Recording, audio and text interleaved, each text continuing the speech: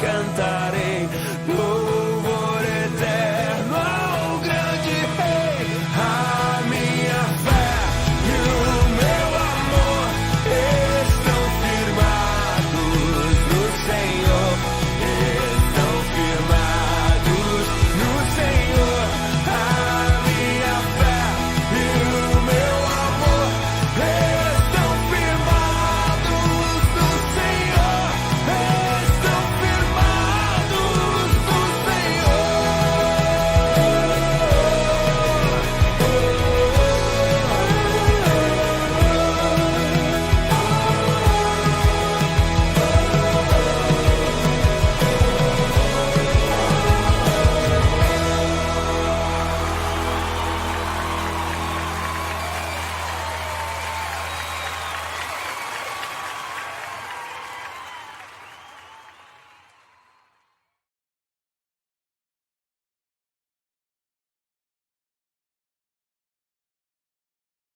Por favor, abra sua Bíblia e deixe-a aberta, se possível, no Evangelho de Lucas,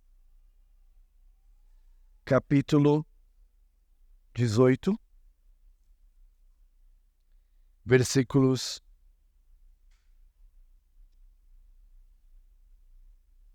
1 ao 8. Lucas 18, versos 1 ao 8.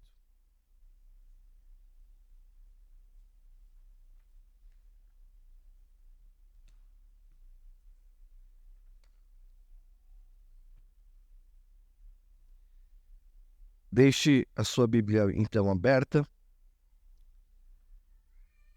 Lucas 18, versos 1 a 8. Durante o culto, nós lemos a passagem no livro de Apocalipse, a última passagem da Bíblia. E ali lemos, ora vem, Senhor. É o termo Maranata.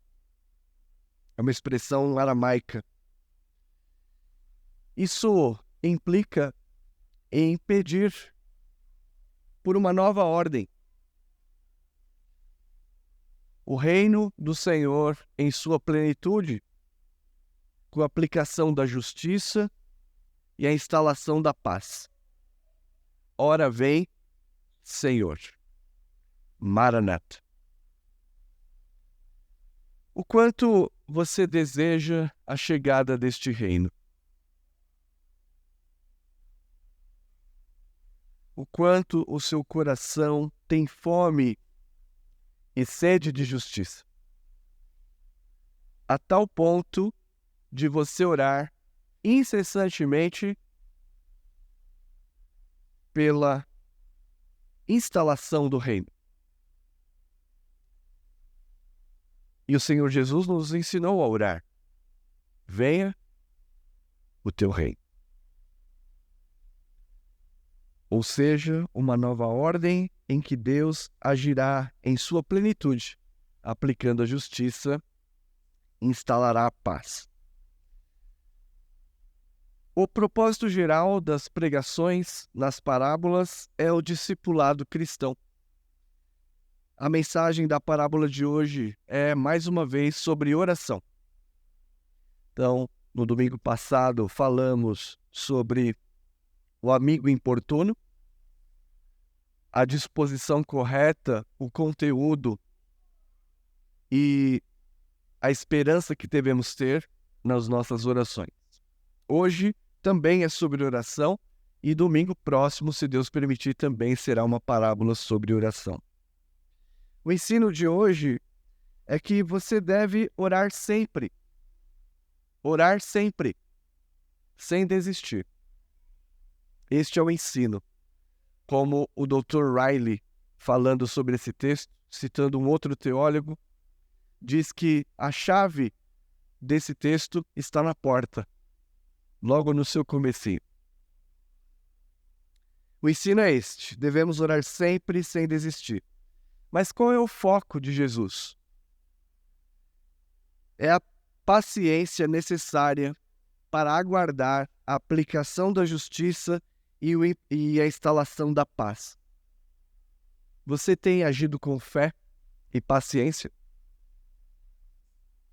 O objetivo é, mais uma vez, encorajá-lo à perseverança na oração e que você não perca a fé. Não abra mão daquele conjunto de ensinos que Cristo nos deixou e da esperança que Ele nos anunciou. A Escritura, então, registra: disse-lhe Jesus uma parábola sobre o dever de orar sempre e nunca esmorecer. Esta parábola, então, começa ao contrário. Começa com a chave na porta, já ensinando o que é o sentido da parábola. Mas não termina aqui. Depois Jesus aplica isso. Havia parábolas, são histórias contadas, comparações, a fim de ensinar algo a respeito do reino de Deus e do discipulado cristão. Havia em certa cidade um juiz que não temia a Deus, nem respeitava homem algum. Havia também naquela mesma cidade uma viúva que vinha ter com ele dizendo: julga minha causa contra o meu adversário. Ele por algum tempo não quis atender, mas depois disse consigo: bem que eu não temo a Deus, não respeito a homem algum. Todavia, como esta viúva me importuna, julgarei a sua causa, para não suceder que por fim venha molestar-me. Então, disse o Senhor. Terminou aqui a história, a parábola, a comparação, e Jesus disse: considerai no que diz este juiz iníquo. Não fará justiça aos seus escolhidos, que a ele clamam dia e noite, embora pareça demorado em defendê-los? Versículo 8, então, ele conclui com a aplicação: digo-vos que depressa lhes fará justiça. Contudo, quando vier o Filho do Homem, achará porventura fé na terra?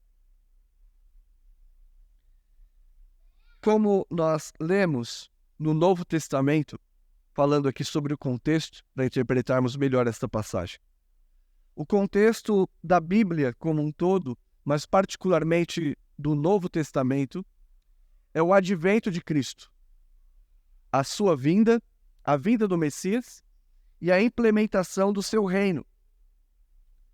No livro de Atos, registrados por Lucas, no comecinho, nós lemos a palavra dos discípulos, perguntando a Jesus, ressuscitado: será este o tempo em que restaurarás o reino a Israel? Esta é uma esperança bíblica, a implementação do reino do Messias, caracterizado por justiça imparcial e pela aplicação da paz. Os discípulos imaginam que Jesus implantaria isto imediatamente e o perguntam: será este o tempo que restaurarás a Israel? E então a palavra é: não vos compete conhecer tempos ou épocas que o Pai preparou para si. Ninguém sabe senão o Pai. Mas recebereis poder. E então Jesus continua.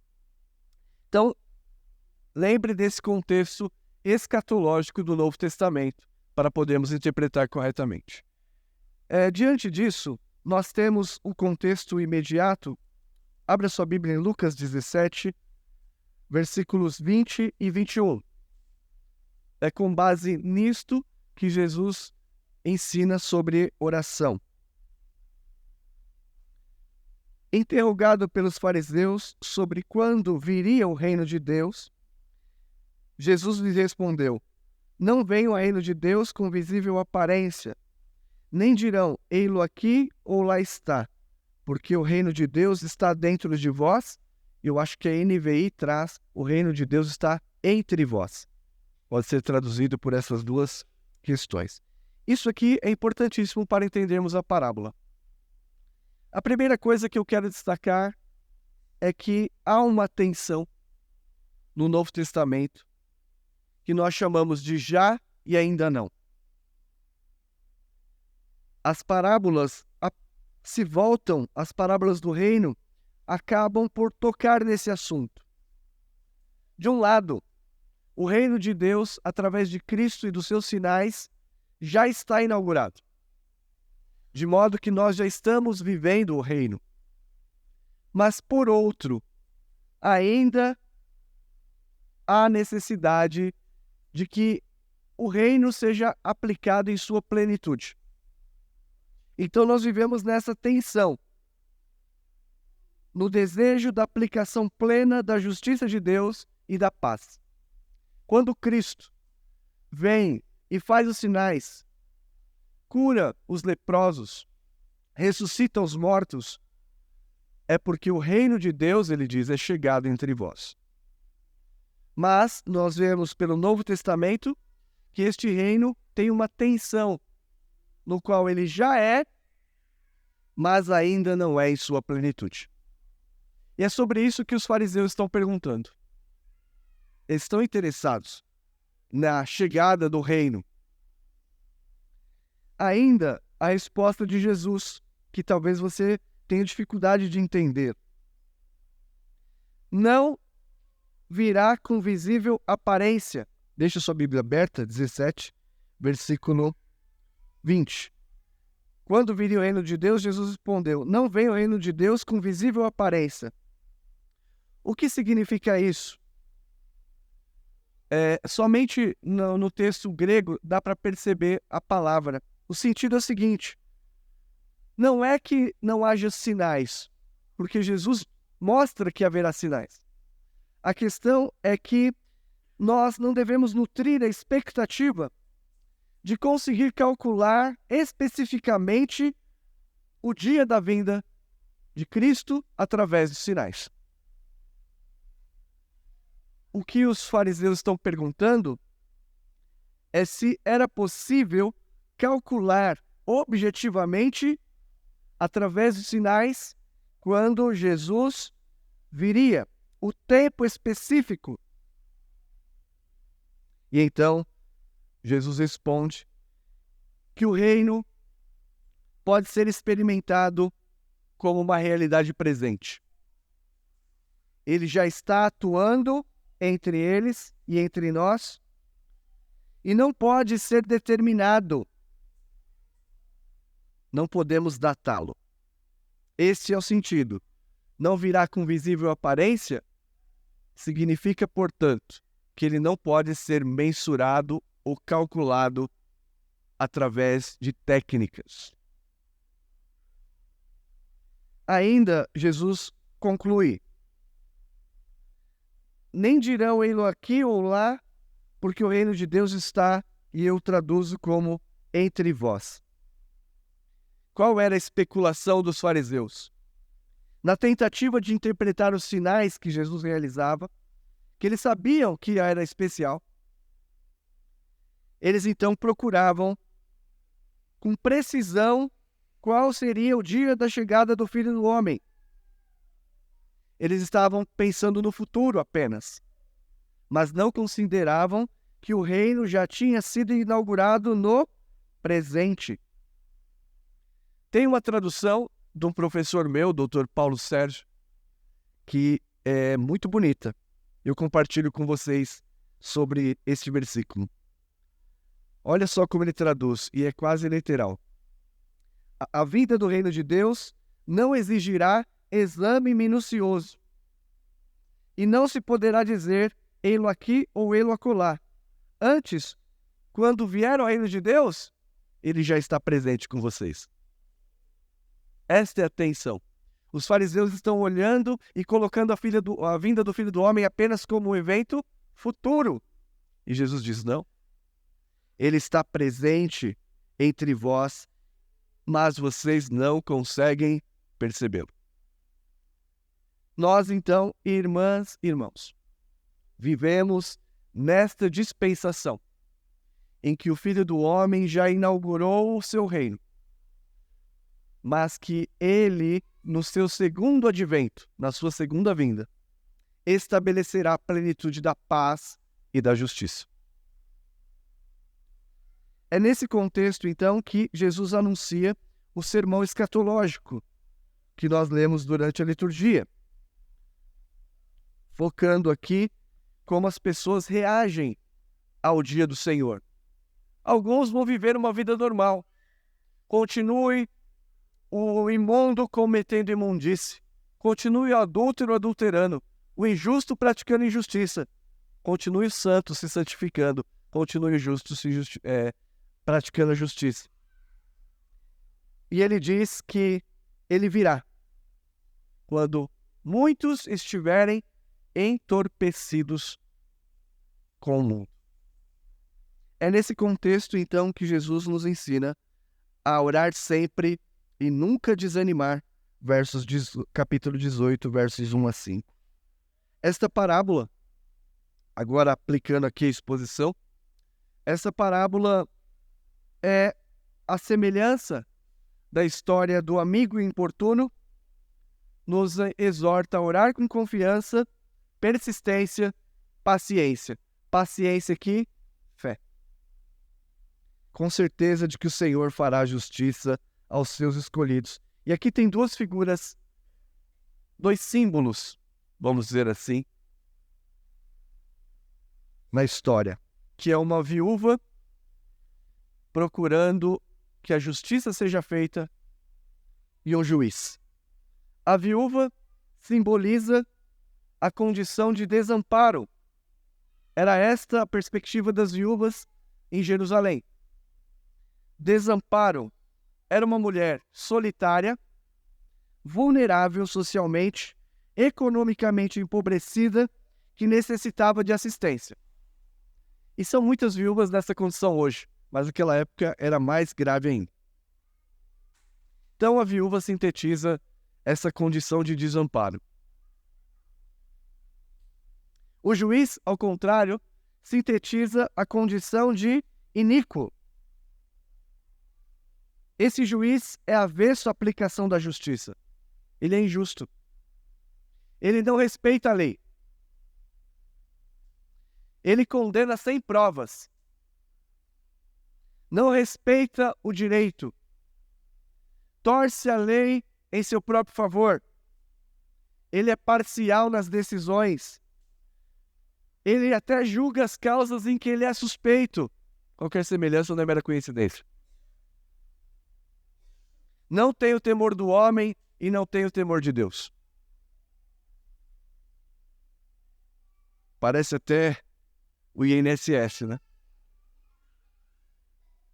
Você ora, pede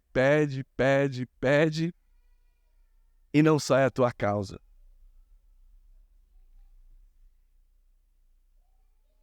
Orar sempre sem nunca desanimar. E então, nos versículos 6 e 7, Jesus conclui.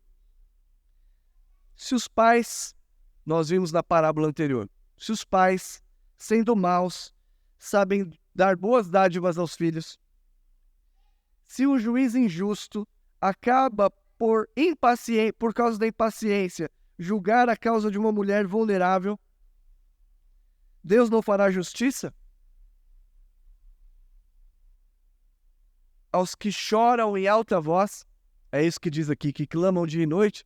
A versão literal é essa, que choram em voz alta, dia e noite. Será que Deus não fará justiça a esses? O sentido aqui é que Deus aplicará a lei. Ele vindicará o seu nome, fará vingança. Mas também nos mostra que as nossas orações, venha o teu reino, ainda que não sejam respondidas imediatamente, não significa que Deus não as atenda. No versículo 18, 8, a conclusão e aplicação.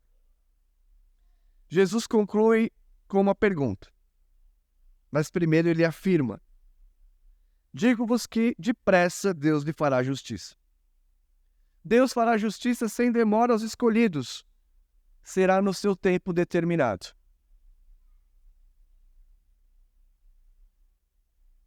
Mas, quando isso acontecer, quando a justiça e a paz do reino prometido vierem, será que haverá fé na terra?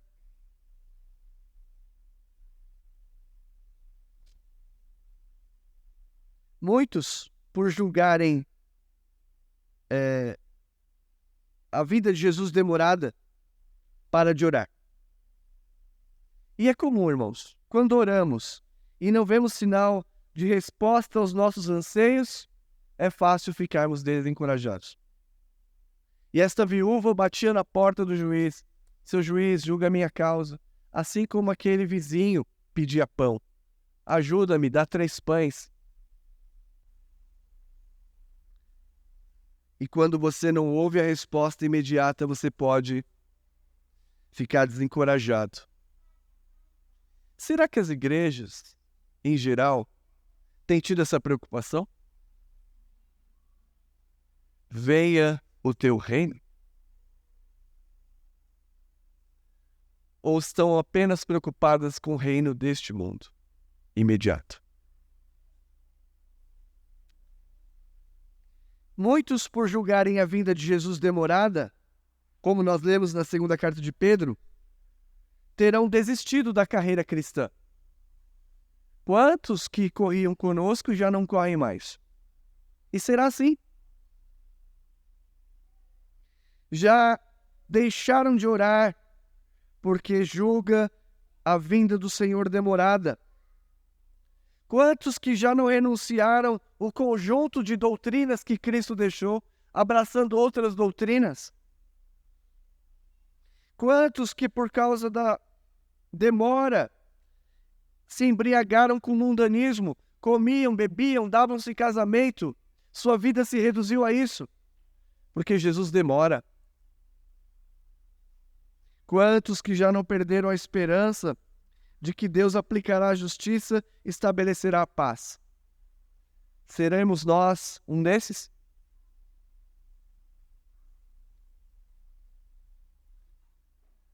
Achará, porventura, fé na terra o Filho do Homem? E este é o ponto da parábola. Orar com perseverança, sem desanimar, significa não retroceder na fé, ainda que na nossa experiência pareça demorada a implementação do reino de paz e de justiça. Continue o santo vivendo em santidade. Continue o justo praticando justiça. Eis que venho sem demora. Mas há muitos que já não consideram isto e deixaram não só de orar, como de viver a ética do reino. Algumas considerações antes de aplicarmos. Quando eu digo considerações, são problemas que esse texto nos ajuda. Os irmãos concordam que a terra está agonizando? Mas fiquem cientes de que ela está agonizando desde a queda. Não é o século 21. Desde a queda, a terra agoniza e geme. A mulher sofre dores de parto. E a história também. Por quê? Geme porque espera um Redentor, um Salvador. Pandemia, pestes, guerras, rumores de guerras. O princípio das dores, comparado com as contrações de uma mulher grávida, anuncia os preparativos para a vinda de Cristo. Como lemos em Lucas 17. Anunciam, sim, os preparativos para a vinda de Cristo. A aspiração por justiça, paz, aumenta por parte dos escolhidos. Mas, da mesma forma, a indiferença e a falta de fé se torna mais evidente. E as pessoas estão, sim, sem esperança. Isso se mostra cada dia no desespero cotidiano. A terra está agonizando à espera de um Redentor, do reino que virá. Por isso os fariseus perguntam: quando será o dia da vinda do Filho do Homem? Estes sinais me ajudam a calcular matematicamente esta data?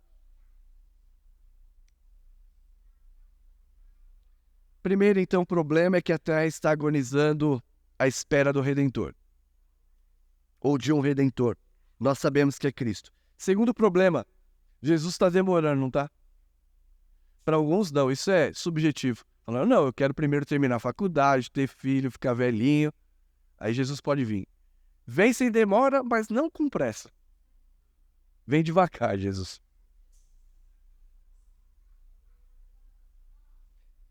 Alguns tentam especular sobre a datação da vinda do Filho do Homem. Torre de Vigia, Testemunhas de Jeová, Adventistas já marcaram mais de uma chegada no século XIX. Agora ele chega. Não, é no outro dia. Não, peraí, vamos ajustar isso aqui.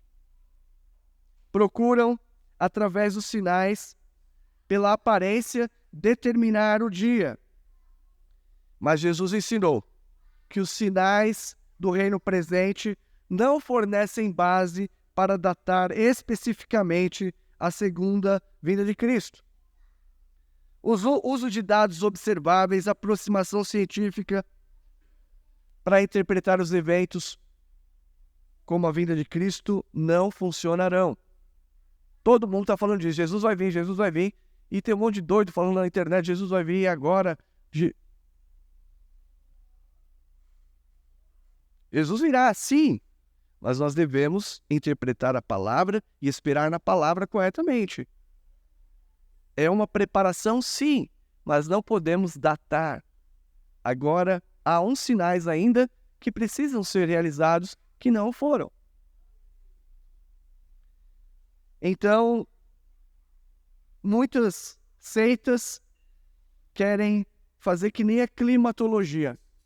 Hoje vai chover tal hora. Ou como os astrólogos, que através dos astros querem determinar aí certos fenômenos. Vocês, biblicamente falando, não devem cair nestes erros. Tá entendendo, irmão Maria? Outro problema, propaganda de que o reino da justiça e da paz será implementado pelos homens através de políticas afirmativas. Por exemplo, Fundação Ford, uma empresa americana, bilionária, investindo alto na justiça social, no sentido de dar dignidade aos grupos sociais minoritários, favorecendo esses grupos e visões, quando na verdade a ideia é implantar uma justiça que seja oposta à visão grega, judaica,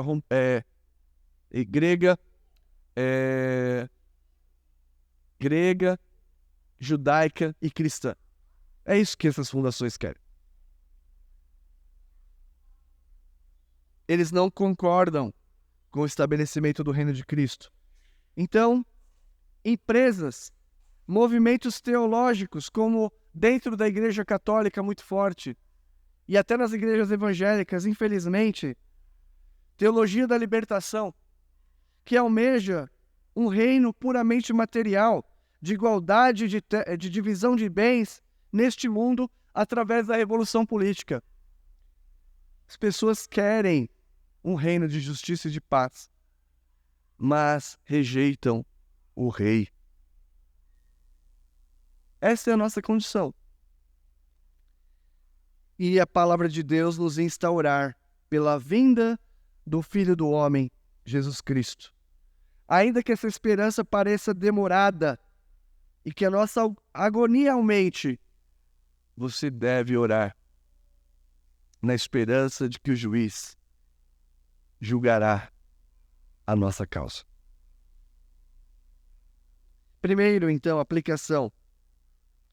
A demora na segunda vinda não deve nos desestimular nosso desejo de que a justiça seja feita. Apesar, se vocês considerarem, o aumento da injustiça está no programa de Deus, tá bom? Então a justiça não vai melhorar, ela vai piorar. A injustiça está no programa de Deus e precede a vinda do Filho do Homem.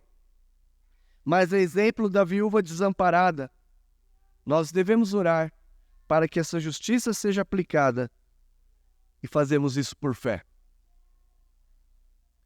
Nós não nos conformamos com a injustiça neste mundo, mas temos plena certeza de que homens ímpios e juízes injustos não podem realizá-lo. Segundo, ore pela implementação da justiça e da paz pelo governo de Cristo. Nós começamos a orar e logo desanimamos. Mas é importante, é isso que a passagem está ensinando, o hábito de orar ao longo do período angustiante que temos vivido, o intervalo entre o primeiro advento e o segundo advento. Ora, vem, Senhor Jesus. Venha o teu reino. Isso tem ocupado parte das suas orações? Como eu comentei no pequeno grupo, que as nossas orações devem, mas não podem se resumir a: Pai, me ajuda do trabalho, me dá uma noiva. Ó Pai, ajuda a minha saúde, cura o enfermo, me guarde os meus filhos na saída e na entrada, em nome de Jesus, amém. O ímpio faz isso também. Ele está preocupado com isso. Agora, aqueles que conhecem a perspectiva do reino, almejam a implantação do reino. Então, ore, hábito de orar nesse tempo angustiante. E em terceiro lugar, aquela mulher batia a porta do juiz e nenhuma resposta vinha. Sabemos que temos irmãs e irmãos que têm causa na justiça e não saem nunca. É só uma metáfora. O que é preciso com relação à expectativa do reino de Deus? Fé. E a fé é a certeza das coisas que se esperam e a convicção de fatos que não se podem ver. Aquele que tem fé é confortado pela ação rápida de Deus. Pela fé, permaneceremos pedindo. Pela fé, manteremos a esperança. E aguardar com paciência. Os sinais estão cada dia mais evidentes. Não podemos datar especificamente um dia, mas devemos almejar e desejar. E a expressão desse desejo são as nossas orações, para que a angústia desse mundo, a injustiça que temos vivido e visto, seja definitivamente extirpada da criação, quando então o Senhor Jesus implantará o seu governo. Encerro para que a tua fé seja fortalecida. Você que talvez chegou hoje aqui exausto, exausta, e não ora, já não tem esperança da justiça. Leio para você Apocalipse capítulo 22, versículo 17. E o Espírito e a noiva dizem: vem. Aquele que ouve, diga: vem. Aquele que tem sede, venha. E quem quiser, receba de graça a água da vida. E o versículo 20. Aquele que dá testemunho destas coisas diz: certamente, venho sem demora. Amém. Vem, Senhor Jesus. Que Deus o ajude. Amém.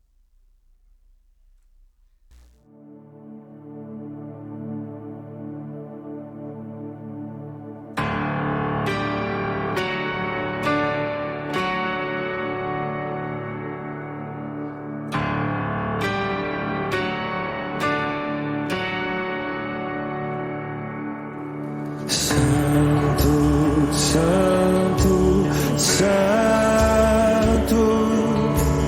Deus onipotente,